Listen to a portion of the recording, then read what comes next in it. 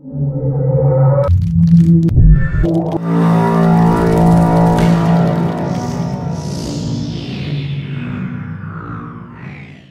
everybody, what's going on, and welcome to Guns N' Roses Central. And I just wanted to do a quick summary of the Slash interview with Nikki Sixx on his last episode of Sixth Sense on YouTube. So I guess he's going to be done with his series and I guess his radio show as well. So Slash appeared on two different things with Nikki Sixx. There was a radio show on Thursday night that I have a snippet of on my channel, which was a lot more informative than this 20-minute interview on YouTube.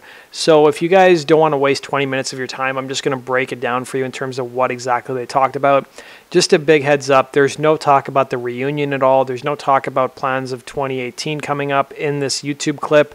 Instead, they talk about Slash's favorite riffs. He talked about some of his favorite riffs, including Led Zeppelin's Whole Lotta Love and Black Dog. He also talked about playing a gig with Jason Bonham a number of years ago and how he was improvising, I think it was Black Dog, and Jason Bonham showed him how to play it properly. Slash also spent some time talking about riffs and how he usually doesn't use a metronome on his phone when coming up with riffs. This in turn makes him write riffs in really strange time signatures. And he also talked a bit about some of his favorite riffs from Aerosmith, and he talked about the Rocks album and Back in the Saddle. He also talked about how old he was when guitar playing started to feel pretty natural to him. And he also talked about how he used to read tablature, how he was actually pretty good at reading guitar tabs, but he realized, this was before the days of YouTube, that a lot of the guitar tabs that he's seen are actually not very correct or they're incorrect. He also told Nikki Sixx how he played the intro to Welcome to the Jungle and showed him how to properly play it. He talked about the writing of the song and said it took about 3 hours at Nikki Beats' studios. And he only mentioned Axl's name once in the entire interview when he was talking about Welcome to the Jungle. Slash also discussed the writing of Appetite for Destruction and how everything was so quick and seamless and how the band didn't really overthink the songwriting process.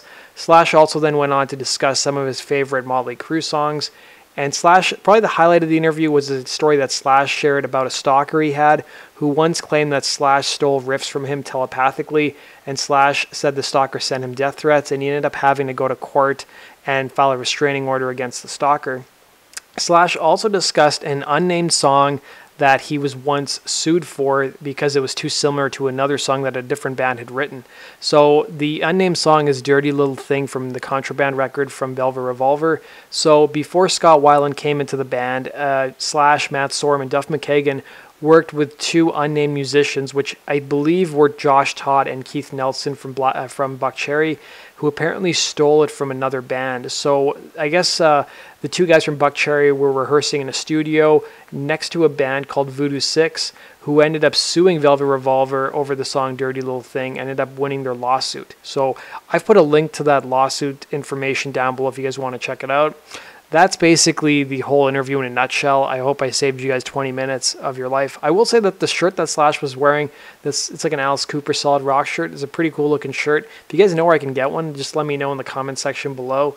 And if you guys want to actually hear the interview that he did on Nikki Sixx's radio show, I've linked to it below. All Slash talks about 2018 in that interview is that he's busy at work. That's all he said. He's keeping himself busy with work, whether that means working on a new movie, which he's the producer of, or maybe working on new material with the Conspirators or Guns N' Roses material. We don't know yet. But as that news breaks, guys, I will let you know.